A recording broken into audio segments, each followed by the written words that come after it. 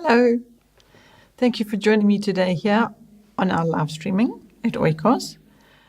Actually, we tried to live stream on Saturday and the storm weather came in just like a couple of Saturdays ago. And then yesterday there was an extremely hectic storm. I thought we weren't going to have power for a while. Well, we didn't for a short while. But the power is back and here we are, and it's Monday and it is, I think, what is the date today? The 24th or so. Is it the 24th or 25th? 24th of September 2018. And today I'm doing this live streaming because I've had quite a few questions come in. So I was trying to grab the moment to sit and do some live streaming and to be able to talk to you and answer your questions. So today is all about having some tea. Here we go. Here's some tea. I've got a nice hot cup of tea. I don't even know if you can see the steam coming off the cup here. Where can I put it where you can see the steam nicely? Oh, look how pretty that looks.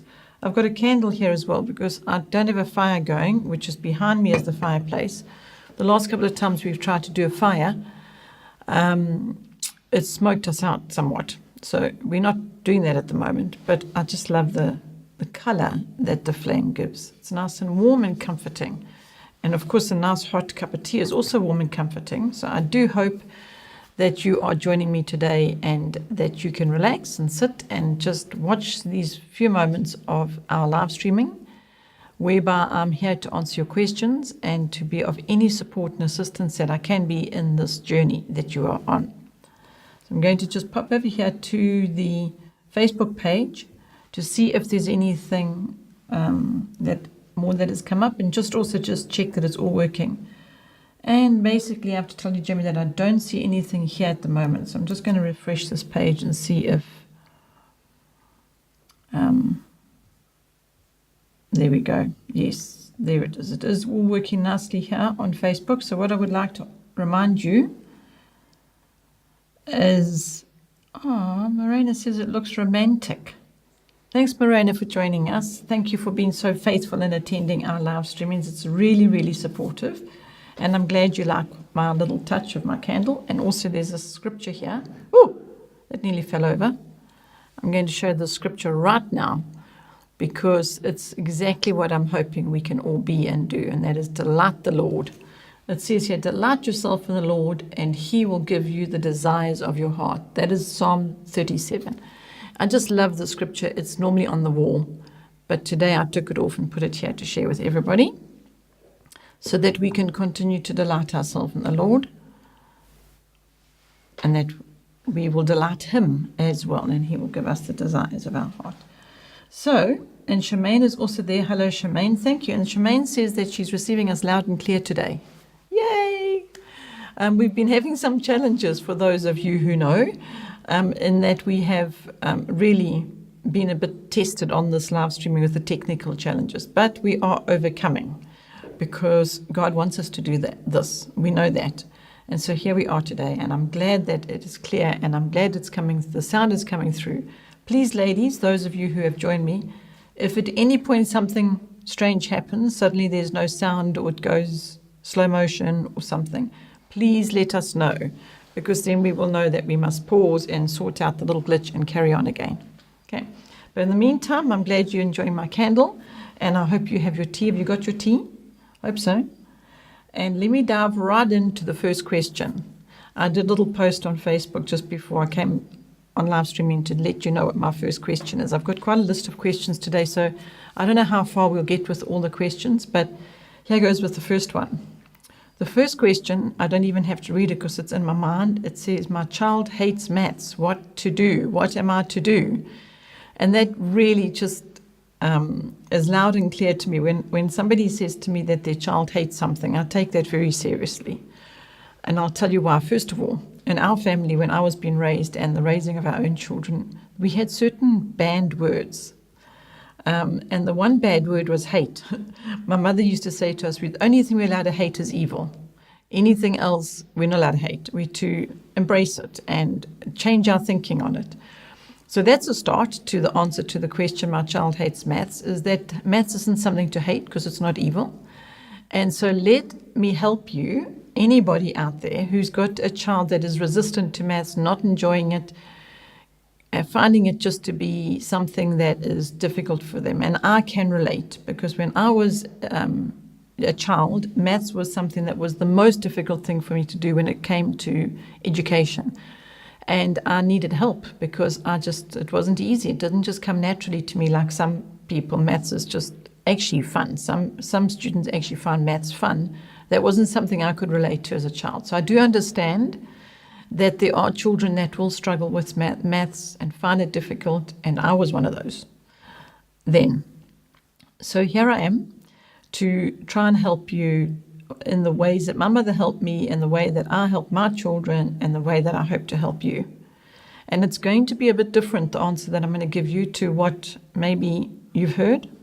But again, that's why I know that we're here to be here for you, to answer questions in perhaps a different way to what people are expecting. But it's the way that has been a tremendous support and help to us. So we're sharing it. And that is this. Number one, deal with the hate factor. Number two, maybe the child that is really struggling with maths is at too difficult a level. So I would like to ask you, Jamie, if you can put on one of those links to take anybody to the placement test. Jamie can either do that for us now, or he'll do it after the fact, because remember, this live streaming will be on the homepage for some time until our next live streaming, and then we replace it. And then these live streamings we've done do go into an archive where you can also watch all previous live streamings. So number one is deal with the hate. Number two is do the placement test, perhaps, that Jamie will put a link for you. Maths placement test. Because you see, Maths UC is very passionate about this as well. So I'm supporting their philosophy and their heart on this matter, and that one of their hopes is that students actually love maths, and that they're not going to love it if they are 10 and they're doing a level of maths that is way beyond their ability. That's going to create a very negative experience. So I would like to suggest that you put aside all grade levels and age levels and all those, and just look at ability. So if you've got a 10-year-old and you go and do some placement tests with that child on the Oikos website, the placement tests are there. You can do them. It's very easy. It's all self-explanatory. We hope it's extremely intuitive and extremely easy, and you don't have any difficulties. That's what we try and do, make it as simple and smooth as possible. If it's not that, let us know, and we will do what we can to make it better. But if you sit your child down with those placement tests and go a few levels below what you think the child is capable of, and then you give the child the placement test, and the child does well with it, and says, oh, look, you can do that. Well done, fantastic. And now the child's had a positive experience with maths. You see, they can do it. Then you move it to the next test, and you see they can do all of that too, until you get to the point where you found they're having a little bit of a struggle, and you go, you know what, let's leave it now, and then you will see the child actually was handling addition and subtraction, but multiplication, not so much. So now you can actually do a couple of very wise things. You don't just jump into getting the multiplication book. You can either get the book that comes before the multiplication book, as in it goes alpha, beta, gamma, and you can just make sure that you, as the parent, are reinforcing those skills that the child already has and practicing them and making sure that they are well mastered.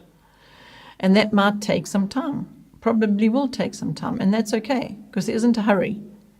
Just because everybody else is at that sort of age is doing multiplication and division doesn't mean your child has to do multiplication and division.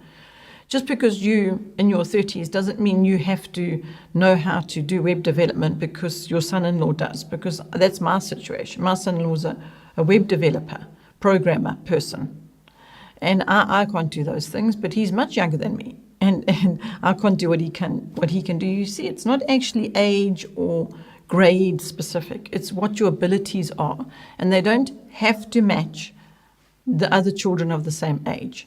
Because when a child is struggling in math, they might have some very, very good strengths in another area that the very person that they're comparing themselves with, dangerous, don't compare, but let's say they are, that person might be very good at maths, but not so strong in other areas as a particular child that's comparing themselves is. So there's another lesson.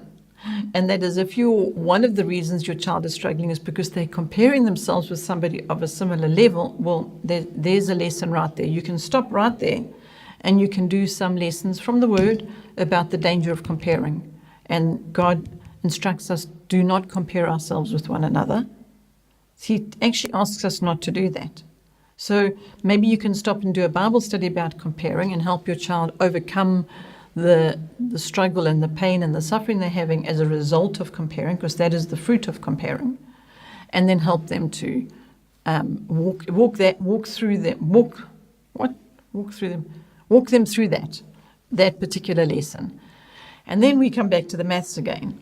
And so now we've got, you've assessed that your child's around about the multiplication level, but not quite able to do the multiplication. And so I've suggested you go back to beta, but maybe they can do 90% of what's in beta already. So now, is it worth getting that beta book? Because now you run into the danger of the child doing repeating, doing repetitive work that becomes dull. That's not inspiring and exciting anymore.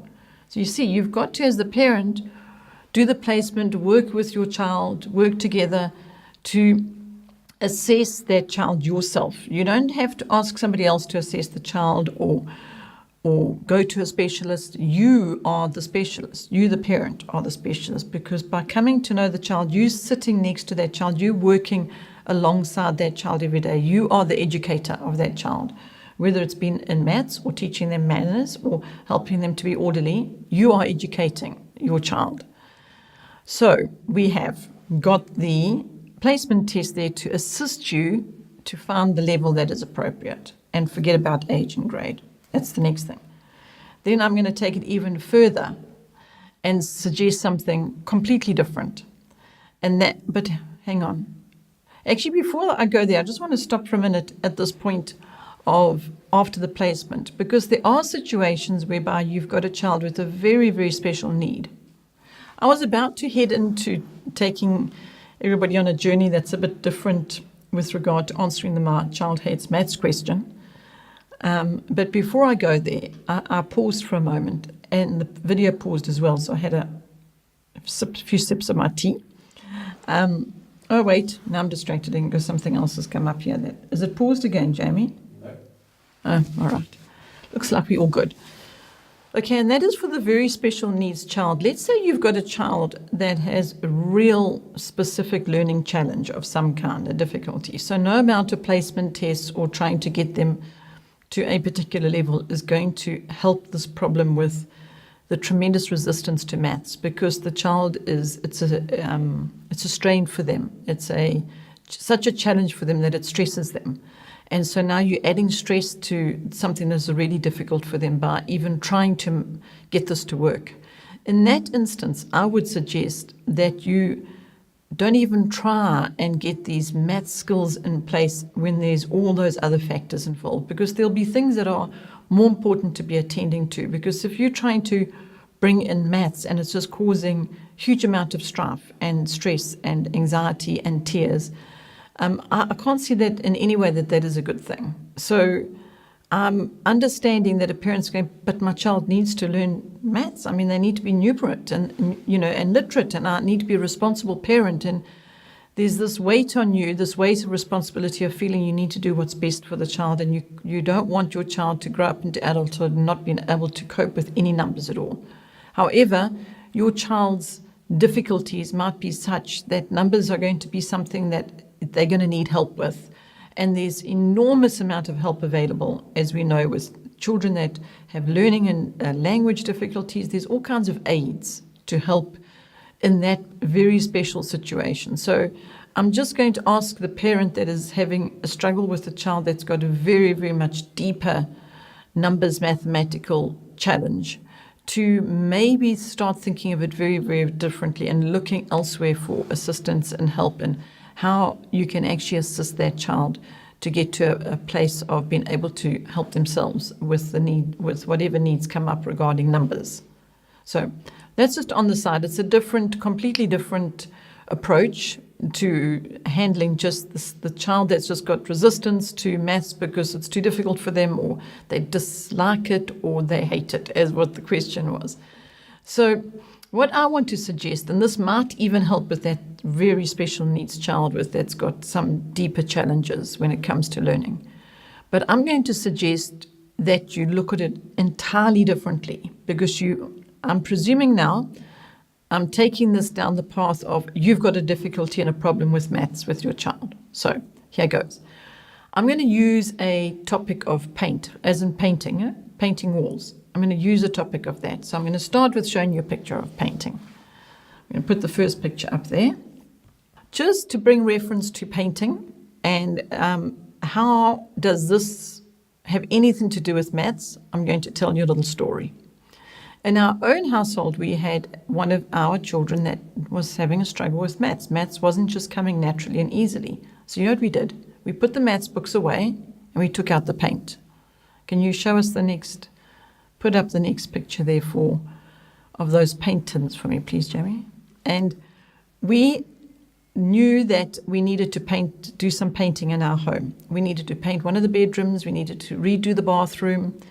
And so we had to do some maths calculations. But I didn't expect this of the child, right? I just took the child on a little journey of walking along with me, and we're now going to go and do some painting. We just put maths aside. We said we're not doing maths for a little while because the maths books, because it's just something that I need some time as a parent to just think about how we can make maths better for you, because it's very, very difficult for you at the moment. And so we put it aside, and then we just start on this journey of going to paint. So we had to measure the walls, didn't we? We needed to know, next picture of the walls, painting the walls.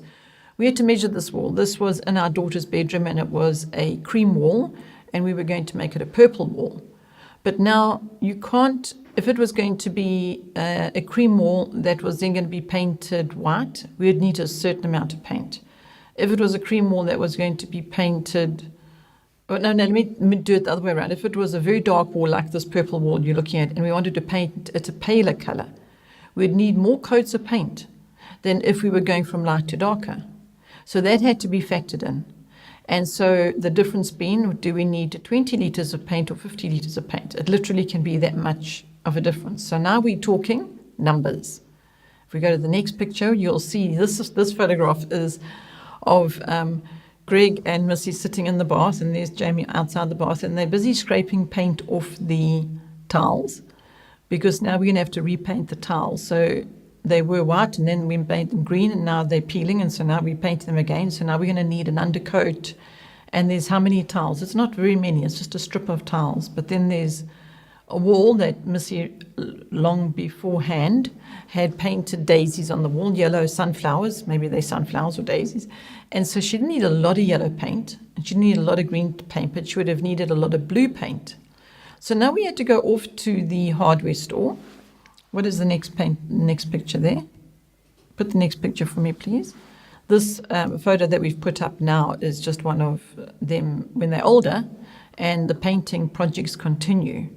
But now what has happened is, because when they were younger, we went through the steps of working out quantities, working out costs, how much paint we needed. We're not going to buy that tin of paint like you see on the table there, that size if we needed 3 times that amount. Or, in fact, buy that tin when we only needed a litre. I'm not sure how many litres that particular tin is, but a litre tin would have been much smaller for doing the job that they were busy doing, painting signboards there, the names on signboards.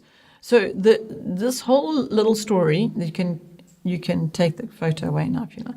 This whole story was for me to say to you that entire exercise was actually doing applied maths, let's call it, or practical maths, whereby while we were doing that, we were adding the square meters, we were multiplying how many liters we needed. And while we were doing those things, I was doing those, but the children were alongside me, so I was showing them the importance of why we need to know how much paint we need to buy. Because if we buy too much, then the rest is just going to go to waste, and then we wouldn't have been very good stewards of our funds.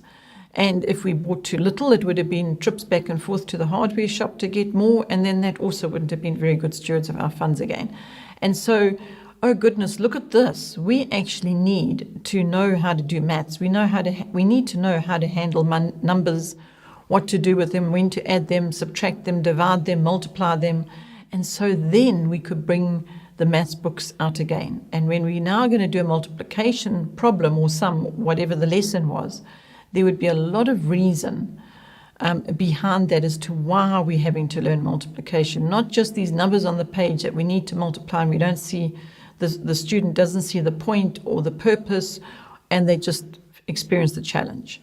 But if you've done some fun applied or practical maths activities, baking or painting or gardening or whichever it might be, and you know one of your children is having a tremendous struggle with maths, then it's up to you, the parent, to keep encouraging them and showing them and pointing out to them how they are doing maths naturally, how they are applying themselves and how well they can actually do maths, because they know what 2 cups of flour is.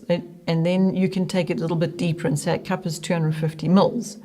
And so 2 cups, we have to add 250 and 250. Or 1 cup plus another cup is 2 cups. So you can go as simple as that, or you can add the milliliters together. And 2 cups is the same as 500 mils of flour. And all this time you are doing maths and you're teaching them advanced maths for their age, perhaps. Maybe they haven't even come to that in their maths book, that level of mathematics. So I hope that answers the question for the mom who said, what am I to do? My child hates maths. I know it was a long answer, and I added a whole lot more to it. So I think what I'm going to do is I'm going to wrap this live streaming up today, because I've just glanced at some of these questions and they require quite a bit more in-depth answering. But there's one question that jumped out, caught my attention here, and that is, why is your logo a little house? And why is it red and yellow and green? Why are your colors red and yellow and green? I'd love to answer that one, because it's a little different to these other deeper questions. This one I can answer quite quickly by telling you that the logo, the little home, the little house depicts a home education, bringing your children home. It used to be, and I mean, I can actually do this more thoroughly in another live streaming. It used to have a little home and a path and a tree. And with technology and everything being what it is, you only have so much space, and your logos and branding, as they call it, became more and more simplistic. And so slowly the path and the tree went out of our original logo. But it is in a lot of our history of Oikos. In fact, even our homepage, Oikos homepage, has got the tree with a little boy sitting there. And you will see we try and keep the tree picture, the tree symbolism, don't know exactly what to refer to it as part of Oikos, because in actual fact, Oikos, the 2 main themes of Oikos, how it was birthed, was the tree and the home. And the reason for the tree was God showed us that we need to bring the children home and bring them into the shelter of the home. And if you look at a tree and you see the birds come into the tree to nest, and people sit under the tree to picnic, and the tree sort of represented for us that the trunk being the Lord, and all the branches being the various aspects of home education. If you think about it, we talked about maths a moment ago, and then I was talking about baking and painting homes. Oops. Got to be careful with candles. So it was all these different facets and branches of the tree. We didn't know at that time, in the early days, that those branches were actually going to have lots of different meaning to them. But that was the picture God gave us in the beginning, was the tree and the home. And it's quite hard to keep a tree in your simple logo. It's not an easy thing. I mean, if you think of South Africans will know the FMB logo is a tree, and in fact it looks so similar to our tree. There started being a bit of an overlap there. So you can do it, but you can't have all tree, river, path, house, everything, which we used to have. And when it comes to that's why it's now just stripped down to the little home, is bring your children home. That's the simple version. And then the other things that I've chatted to you about and been talking to you about all come in on the website somewhere or other. And the reason why it's green and yellow and red is because the green depicted growth, as you can imagine, with the tree, the whole picture of the tree. The yellow was depicting light and life and sun, the Son of God, and also the actual sun that gives us warmth, and the rising of the sun and the setting of the sun. So the yellow was very part of this vision, this image that we got at the very early days, which was nearly 30 years ago. and then finally red being, oh, okay, Jamie told me we lost connection, so I will go on from red. I was going to say the red is actually just that we are covered by the blood of Jesus and that we are forgiven, and that the red covers this, the blood covers everything, and that it's also life-giving. Okay, and then what also happened after that, these three colors, years later, it was when we got Konos, and the first Konos manual we got was yellow. And I can't believe this, but anyway, there were many years we had been in Oikos when we had all 3 volumes of Konos, and they were red, yellow, and green. And they had been on the shelf, we'd been sharing them with people, and we'd been distributing them, and all of a sudden one day it just jumped out at me. There they were on the shelf, and they were red, yellow, and green. I went, oh my goodness, look, the 3 volumes of Konos are the 3 standard colors of our Oikos color theme, color palette. I don't even know what to call that, but it's the branding of Oikos, the colors. What do you call it, Jamie? The color palette, I don't know. Oikos's colors are red, yellow, and green. And that was the question that somebody asked me why, and that's just telling you very quickly. I'm hoping to go into more depth about that when I tell you the Oikos story, starting from the actual early days, all the way back, actually, generations back, in fact, not just to when Oikos itself was birthed. All right, so I'm just going to leave it at that, and we're going to end this live streaming. And thank you, ladies, for being there with us. And I will see you at the next live streaming. Thank you for joining me at this one. Please join me at the next one and tell others. It's nice to be able to chat to people. And remember to bring your questions. That's important, because it's quite crazy for me to sit here and answer questions if I don't have any questions. So thank you, ladies, and I hope you enjoyed your tea time with me, and I will see you again soon. Enjoy your evening. Bye for now.